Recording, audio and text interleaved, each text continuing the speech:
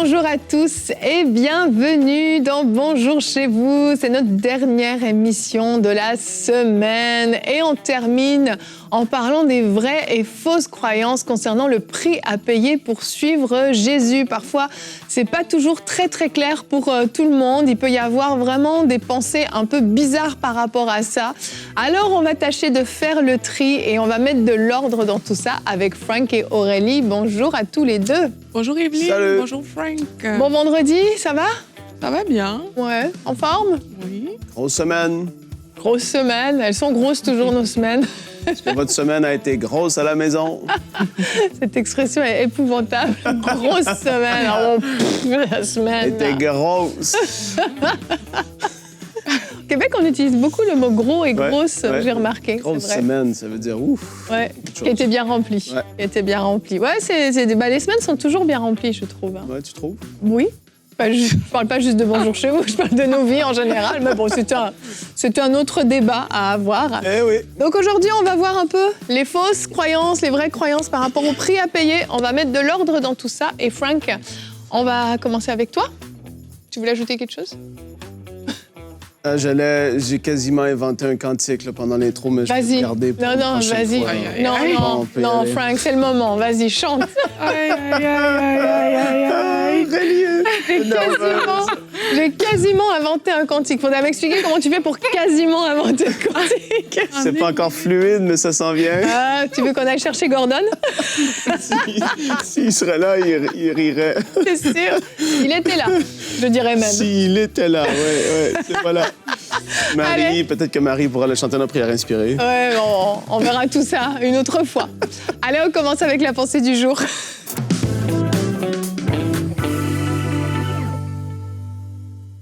Pour cette pensée, on va regarder un passage en particulier ensemble dans Matthieu 19 à partir du verset 16 parce qu'on parle des vraies et fausses croyances par rapport au fait de suivre Jésus.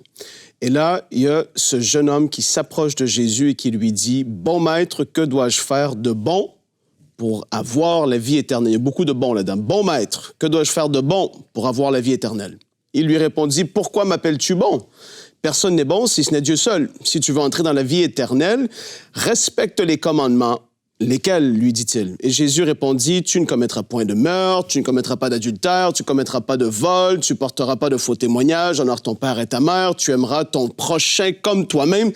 Beaucoup de faire. Et là, il continue au verset 20. Le jeune homme lui dit, j'ai respecté tous ces commandements. Que manque-t-il encore? Jésus lui dit, si tu veux être parfait, va vendre ce que tu possèdes, donne-le aux pauvres et tu auras un trésor dans le ciel, puis viens et suis-moi. Lorsqu'il entendit cette parole, le jeune homme s'en alla tout triste car il avait de grands biens. Ouais, là, c'est compliqué, hein? Qu'est-ce qu'on fait? On vend tout. Qu'est-ce qu'on fait? Ouais. Et là, au verset 23, Jésus dit à ses disciples, « Je vous le dis en vérité, il est difficile à un riche d'entrer dans le royaume des cieux. Je vous le dis encore, il est plus facile à un chameau de passer par un trou d'aiguille qu'à un riche d'entrer dans le royaume de Dieu. » Ça, par là, il voulait dire que c'était impossible. Au verset 25, quand les disciples entendirent cela, ils furent très étonnés et dirent, « Qui donc peut être sauvé? » Jésus les regarda et leur dit, « Aux hommes, c'est impossible. » C'est ce que je disais. C'est pas possible. Mathématiquement parlant, entre guillemets, quand tu raisonnes, c'est impossible. Mais Jésus dit, c'est impossible aux hommes, mais à Dieu, tout est possible. Amen. Donc là, on voit ici, et dans le contexte de ce passage en particulier, je veux juste le remettre dans son contexte, on n'est pas encore dans la Nouvelle Alliance. Jésus n'est pas mort et ressuscité. Et là, tu as un jeune qui vient le voir, qui est dans la mentalité de la loi de Moïse, qui se dit, qu'est-ce que je dois faire? Qu'est-ce que je dois faire? Aujourd'hui, on le sait, qu'est-ce qu'on fait pour recevoir la vie éternelle? On reçoit ce que Jésus a fait à la croix pour nous. Et c'est un don gratuit de Dieu parce qu'en effet, dans les faire, être parfait, c'est impossible. On l'a vu dans l'histoire de la parole de Dieu, dans l'histoire de l'humanité, de pouvoir tenir la loi parfaitement, c'était pas possible. Le peuple de Dieu n'y arrivait pas. Israël n'arrivait jamais à être au standard que Dieu demandait.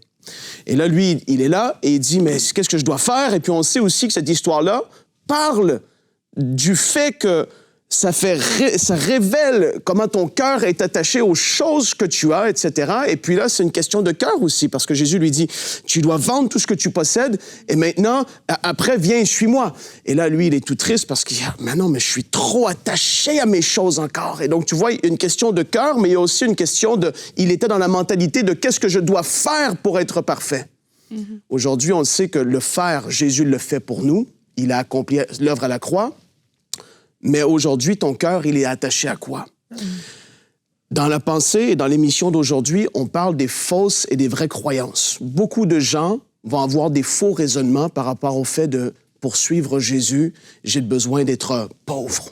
Des vœux de pauvreté. Pour suivre Jésus, j'ai besoin de tourner le dos à ma famille parce qu'ils ne connaissent pas, ils ne croient pas en Dieu. Et puis, moi, je suis appelé à m'entourer de gens qui connaissent le Seigneur et qui aiment Dieu et les autres. Je suis appelé à m'éloigner d'eux et de ne plus avoir de contact avec eux.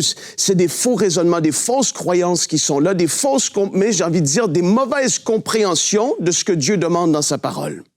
Et aujourd'hui, peut-être que je te pose la question, qu'est-ce que toi, tu crois aujourd'hui qui est peut-être pas en réalité ce que Dieu pense, qui est peut-être en réalité pas ce que Dieu demande dans sa parole, mais que tu as accepté, que tu as même appliqué, c'est-à-dire que tu fais cette chose dans ta vie, croyant que c'est bon et que c'est vrai, mais qu'en réalité, on se trompe. Et c'est pour ça, même dans Bonjour chez vous, Evelyne, tu le sais, on s'appuie toujours sur la parole. Qu'est-ce que la parole dit?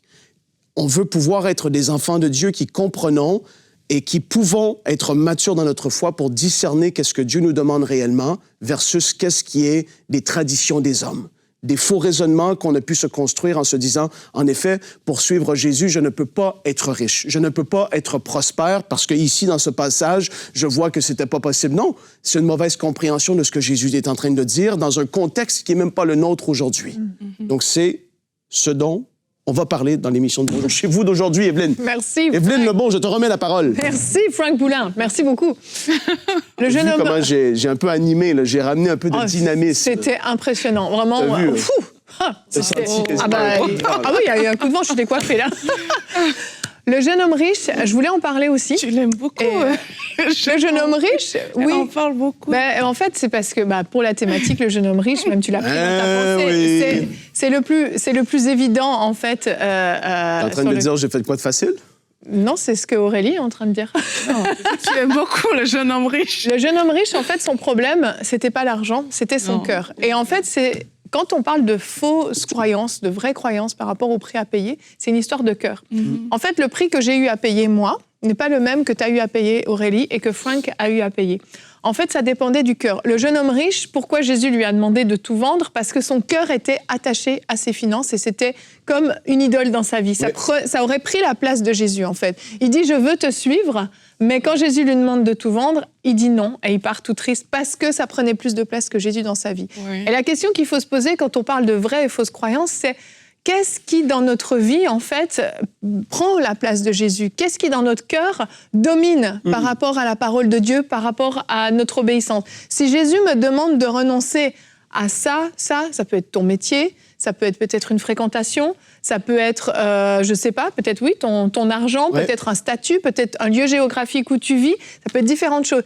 Si le Seigneur te demande et que toi tu dis non, je peux tout faire, mais pas ça, Seigneur. Ça veut dire que ça prend trop de place dans ta vie.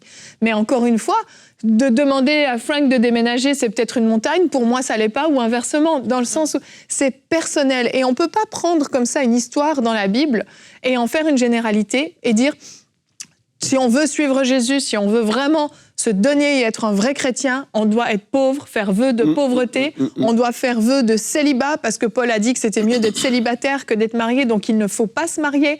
On doit vivre reclus dans un couvent ou dans un monastère, éloigné de tous, parce qu'on doit s'éloigner du monde, on ne doit pas se conformer au siècle présent.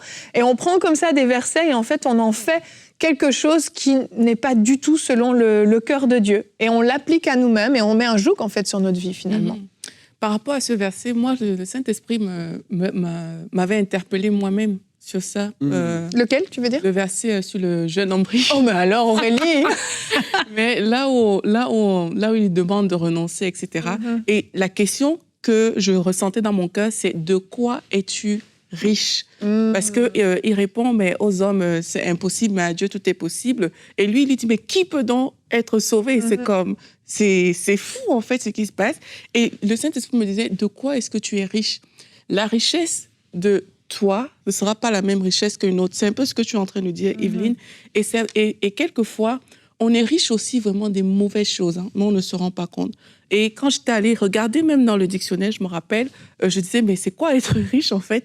Et là, c'était être riche, c'est quelque chose que tu as de façon abondante. Si on veut, on peut exprimer ça comme ça. C'est quelque chose que tu as de façon abondante. Et quelquefois, les choses qu'on a dans nos cœurs de manière abondante, ça peut être des bonnes choses, ça peut être de très mauvaises choses. Oui. Et le tout, en fait, que le Seigneur nous demande, c'est comme de vraiment mourir à soi-même. C'est la conclusion que j'avais tirée de tout ça.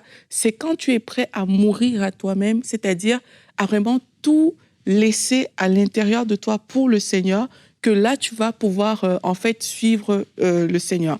Mais quelquefois, il y a des gens, parce qu'on parle des vraies et fausses croyances, je peux donner beaucoup d'argent et je me dis, ah, mais je fais beaucoup, en fait. Mais la petite chose de mon quotidien, mon petit ami, avec qui on n'est pas dans les bons rapports, lui, Dieu ne peut pas, ne peut pas le toucher. Mais à l'église, ah, je suis très généreux, tout va bien. Mais en fait, dans ta vie, le combat, il n'est pas à ce niveau et tu dois renoncer. Parce que ça veut dire que tu es riche de cette personne-là. Oui, oui. C'est cette personne qui a plus de place dans ton cœur. Tu dois y renoncer. Et quand on parle de fausses croyances, les gens peuvent croire faussement, justement, que c'est en donnant beaucoup, en faisant des choses qui ont l'air... En servant énormément. C'est ça, agréable à Dieu, que là, on est en train de bien faire. Les choses agréables sont très bien, mais Dieu te demande vraiment les choses dont tu es riche à l'intérieur de toi, de les déposer aussi sur l'autel. Oui, et certains ont tellement mal compris, ont posé des actions vraiment dangereuses. Certains ont mis de côté leur famille, ont tout quitté, tout sacrifié, ont mis leurs enfants, leur famille dans des situations extrêmement compliquées, soit d'extrême pauvreté ou justement des fois des déménagements qui n'étaient pas du tout dans le plan de Dieu, en disant on paye le prix pour le Seigneur nous envoie. On en a eu même qui sont venus au Canada, pensant que Dieu les avait appelés au Canada, et ils arrivent et toi tu sens dans ton cœur, ça a l'air bizarre un petit peu. Ils t'expliquent le cheminement, comment ils ont décidé ça, c'est bizarre.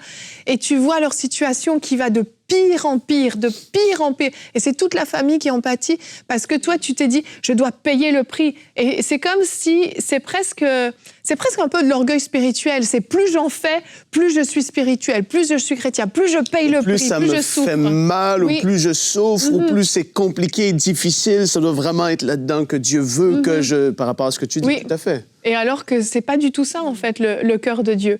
Et c'est pour ça que je trouve cette émission, elle est importante de remettre les choses dans leur perspective. Parce qu'il y a beaucoup de personnes qui se sont infligées des souffrances à eux-mêmes, à leur famille, mais Dieu leur avait jamais demandé ça. Puis après, c'est des gens qui vont même nourrir une forme d'amertume envers Dieu en disant « mais tu m'as demandé de tout quitter, tu m'as demandé de quitter mon travail pour te servir et regarde, j'arrive même plus à payer mes factures, mes enfants n'ont plus à manger. » Ben oui. Et donc finalement, c'est Dieu le coupable. Mais Dieu, des fois, se dit « mais en fait, je t'avais jamais demandé de faire ça. » Et il faut faire très, très attention à ça, cet orgueil spirituel de vouloir absolument être celui qui souffre le plus pour montrer que nous, on suit plus Dieu. Oui, tout à fait. C'est des fausses croyances par rapport au fait du prix à payer. Et là, j'élargis un petit peu plus, même des faux raisonnements par rapport à ce que c'est ou à ce que suivre Dieu va amener dans ta vie. Moi, je me rappelle, j'étais jeune, du moment qu'il m'arrivait quelque chose de mauvais ou que je me blessais en faisant du sport ou que je faisais un truc, je me disais « Ah, c'est sûrement parce que j'ai fait de quoi qui n'était pas correct. » Et là, c'est comme je subis le châtiment divin qui est là. Spiritualiste. Oui, en fait. Et même si tu vas à l'église, même si tu as... Mais la révélation du bon Père n'était pas encore ancrée en moi. La révélation de la volonté de Dieu pour ses enfants n'était pas encore pleinement assis en moi. Et donc, du moment qu'il t'arrive quelque chose de mauvais, du moment c'est sûrement et certainement, et ça, c'est une fausse croyance parce que, pourquoi j'en parle? C'est que des gens reste dans cette mentalité-là. Et aujourd'hui, peut-être que tu suis cette émission et tu souffres d'une certaine maladie et tu dis, c'est certainement parce que j'ai désobéi en faisant telle chose. Et là, c'est Dieu qui est en train de me punir massivement, etc. Et c'est des faux raisonnements, des fausses croyances qui sont là dans notre marche avec Dieu, qui fait qu'on pense que pour suivre Dieu, Ça fait partie du chemin parce que j'ai chuté, malheureusement. Tu vois, t'es un bon chrétien, tu lis ta parole, tu aimes Dieu et tout, et là, t'as chuté une fois, et là, soudainement, t'es frappé par quelque chose, c'est la colère de Dieu qui te frappe, il tombe dessus. Eh bien, ça, c'est le prix à payer pour suivre Dieu. Du moment que je fais un petit faux pas, il est là pour me donner une grosse claque parce qu'il veut me corriger comme ça. Et ça fait pas partie, et c'est pas comme ça que Dieu traite ses enfants dans sa marche avec lui. Et il faut basculer de ce faux raisonnement qui est là, alors que je suis Jésus, du moment que je fais quelque chose de mauvais, il va certainement me punir.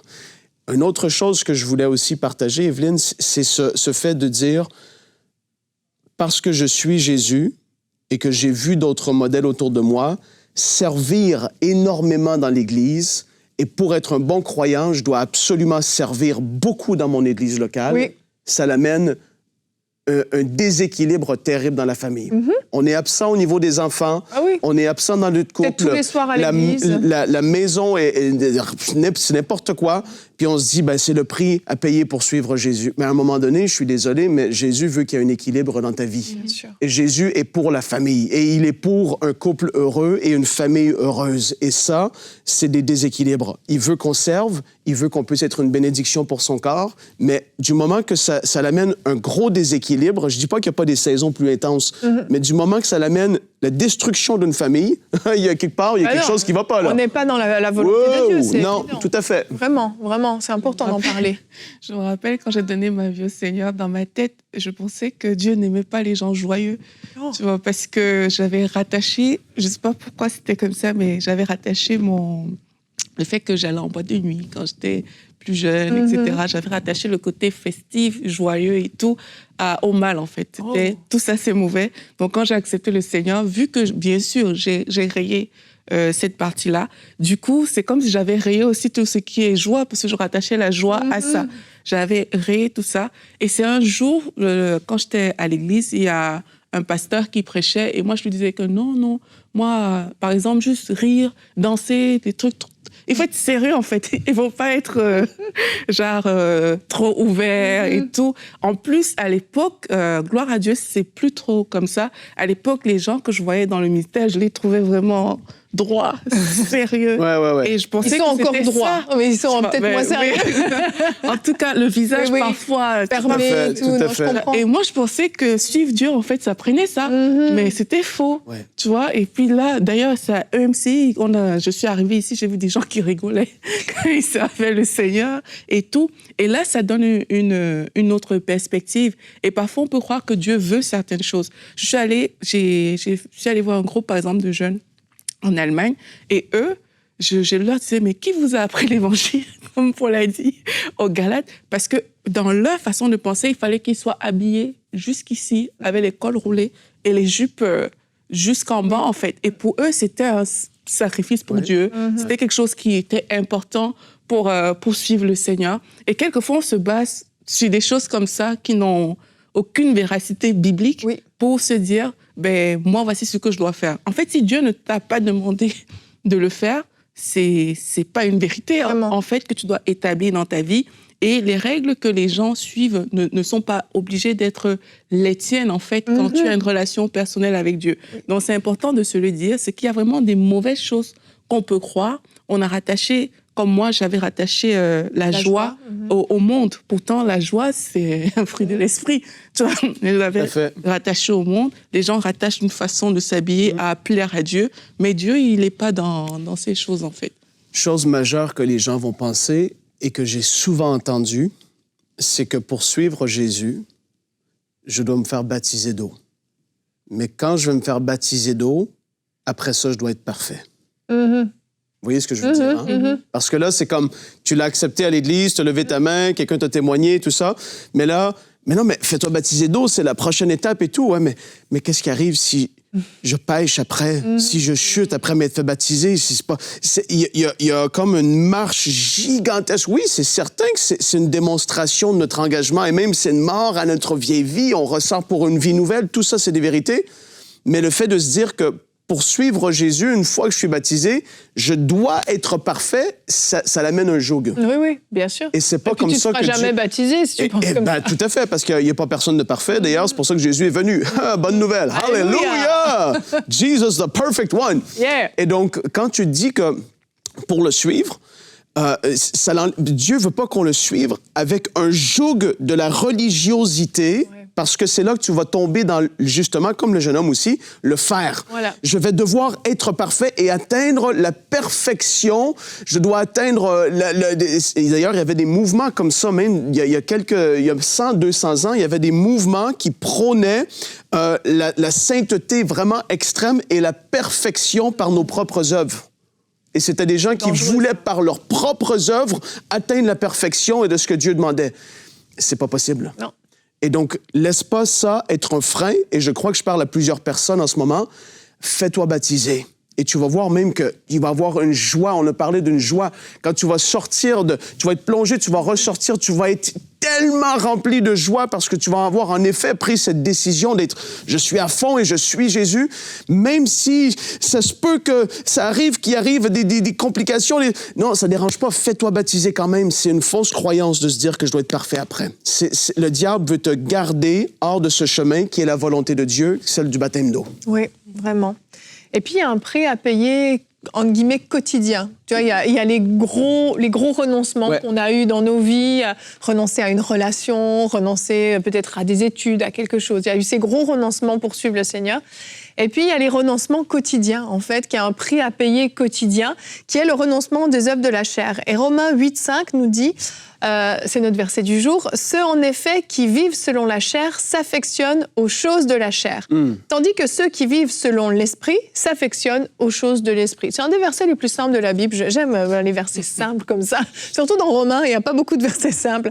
Mais en fait, Paul explique la nécessité de vivre par l'esprit. Et quand on parle de prix à payer, c'est, oui, le fait de se garder du monde, de se garder des choses du monde. Encore une fois, ça ne veut pas dire de vivre reclus, mais tu ne fonctionnes plus comme dans le monde. Et Jésus a dit, nous sommes dans le monde, mais nous ne sommes pas de ce monde. Et en fait, ce prix à payer au quotidien, c'est le prix de rester dans les œuvres de l'esprit, de rester quotidiennement connecté à la volonté de Dieu, d'appliquer la parole de Dieu, de fonctionner selon la parole de Dieu et de résister aux désirs de la chair. C'est beau, Evelyne, rattacher ça. Il y a un prix à payer. Ben oui. Parce qu'il y a des fausses croyances par rapport à des choses qui sont... Mais il y a un prix à payer. Ben bien sûr, il y a un prix à payer. C'est très biblique ce que tu fais là. C'est beau, Evelyne. Même par rapport à ce que tu dis, tu vois, il y a des gens justement qui vont te dire, je paye le prix, je prends toute ma famille, je vais dans un pays et on est pas forcément sûr que c'était le timing de Dieu, mais dans le quotidien. Ma famille, je parle très mal. Je suis en colère tous les jours par rapport aux membres de ma famille.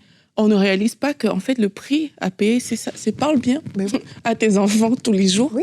Tu vois, comporte-toi comme la parole de Dieu te le demande. Manifeste les fruits de l'esprit au quotidien. Manifeste ces fruits de l'esprit.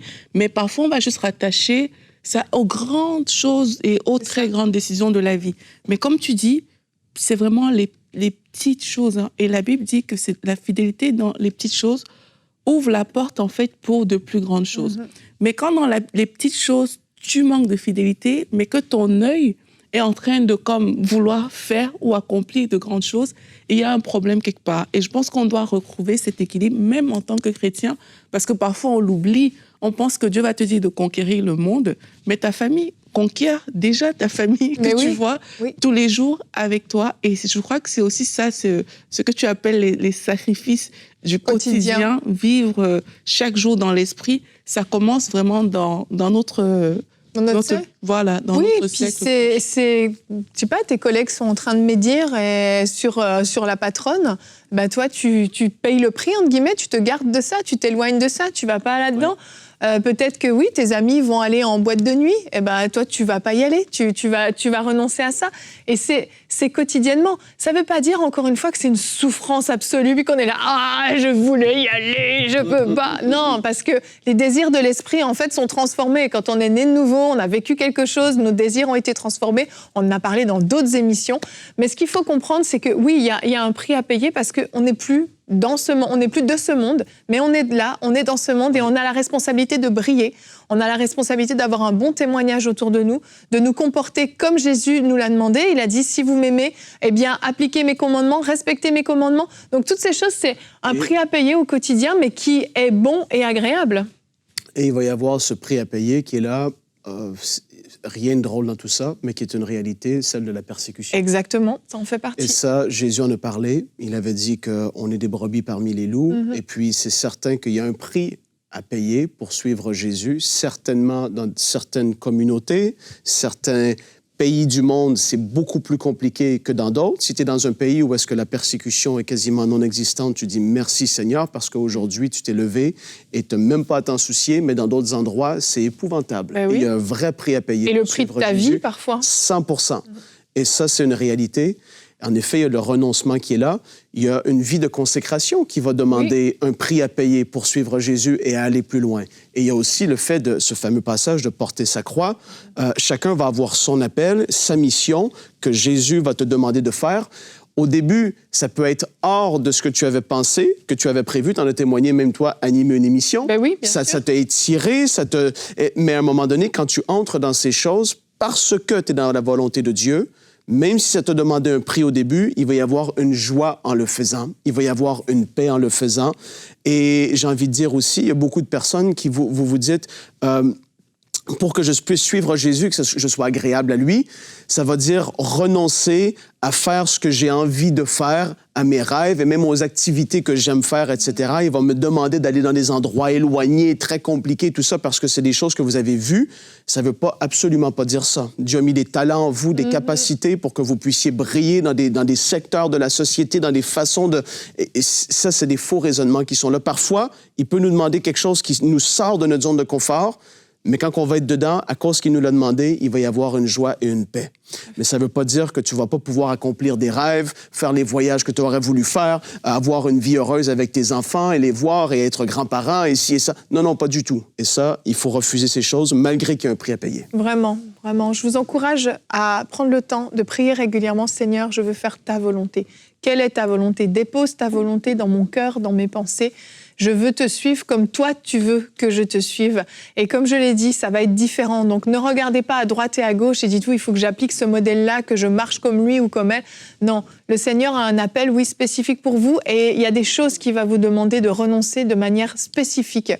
Et c'est chacun différent. Alors, développez cette relation avec Dieu, ayez cette intimité aussi avec le Saint-Esprit pour que jour après jour, en fait, vous puissiez payer le prix, mais le bon prix, celui que Dieu vous demande de payer, et pas un prix que vous vous imposez vous-même, une charge que vous vous imposez vous-même. Le Seigneur a dit que son joug est doux et léger. Et je crois que le prix à payer est doux et léger. Ça nous coûte peut-être, mais il y a une grâce spéciale qui est disponible.